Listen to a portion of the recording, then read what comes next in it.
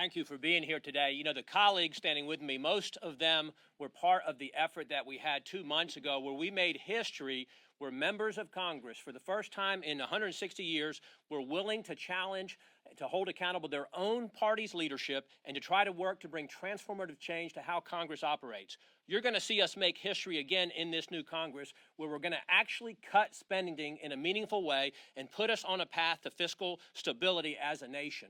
You know, you look at what the president has done. Here we are with $32 trillion in national debt, equates to about $100,000 per citizen. $10 trillion in new spending in the first 2 years of a presidency. Never happened before in the history of the country. And how does the president respond? The president responds with a $6.9 trillion largest budget proposal in the history of the country that would project to a $2 trillion deficit, $2 trillion more than $4.9 trillion in revenue that's currently coming into the Treasury.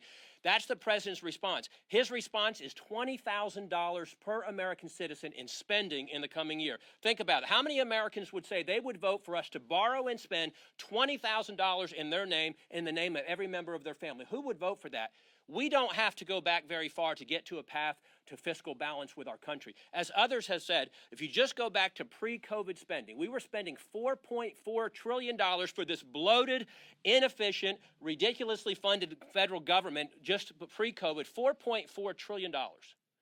With the Trump tax cuts and the economic growth that we were enjoying until this president, we now have been realizing $4.9 trillion in revenue, $500 billion more than we were spending just pre-COVID. So in other words, if we had kept spending flat pre-COVID, we would be putting towards debt reduction a surplus of $500 billion with the current tax revenue coming in at $4.9 trillion. The problem is we have spent over $6 trillion the last couple of years in the Biden administration, and now he wants to take it to nearly $7 trillion.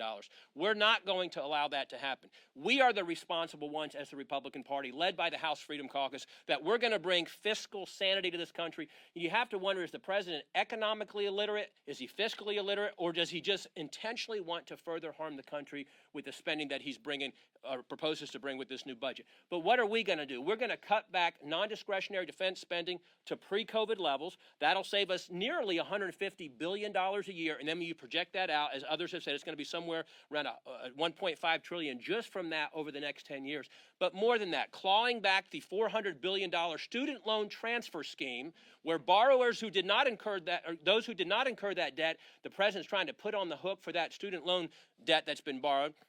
We're going to rescind the $80 billion to fund the 87,000 IRS agents that are intended to harass and intimidate and threaten more Americans to try to collect more than the $4.9 trillion record amount of revenue that's already coming in.